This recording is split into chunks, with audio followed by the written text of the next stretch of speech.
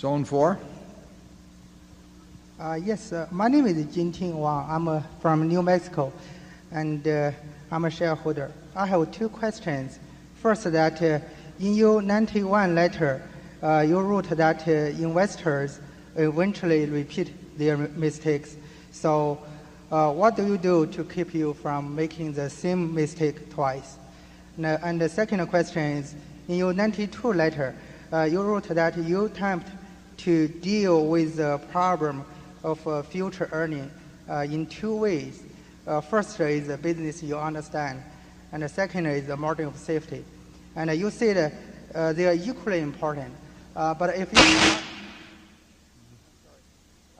you cannot find the happy combination of faster growth at a low PE, which one do you think is more important, faster growth or low PE? That's my two questions. I think we were told by some higher authority which one was more important there for a second.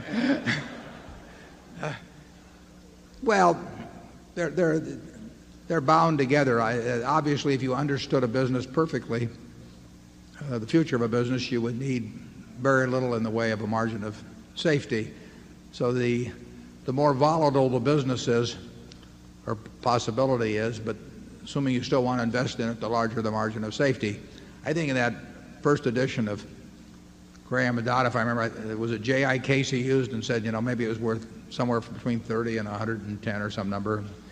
He said, well, that sounds pretty, how much good does that do you to know that it's worth between 30 and 110? Well, it does you some good if it's selling below 30 or above 110. And you need a large margin of safety. Well, if you're driving a truck across a bridge that says it holds 10,000 pounds and you've got a 9,800 pound vehicle, if the bridge is about 6 inches above the crevice that it covers, you may feel okay. But if it's over the Grand Canyon, you may feel you want a little larger margin of safety in terms of only driving a 4,000 pound truck or something across. So it depends on the nature of the underlying risk. We don't get the margin of safety now that we got in a 1973-4 period, for example. The biggest thing to do is understand the business.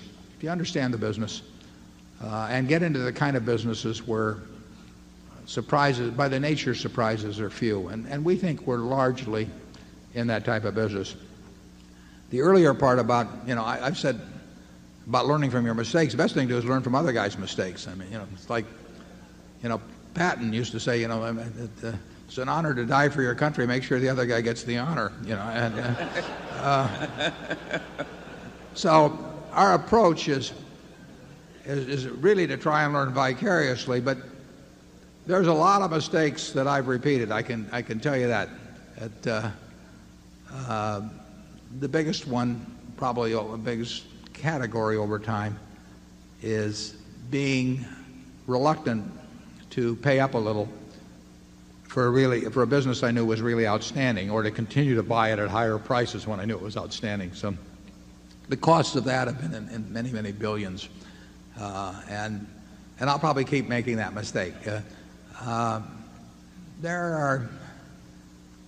mistakes are made when there are businesses you can understand and they're attractive and you don't do something about it. I don't worry at all about the mistakes that come about because when I met Bill Gates, I didn't buy Microsoft or something. That's not my game. But the mistakes are made when most of our mistakes have been mistakes of omission rather than commission. Charlie? Yeah, I think most people get very few what I call no-brainer opportunities, where it's just so damned obvious that this is going to work. And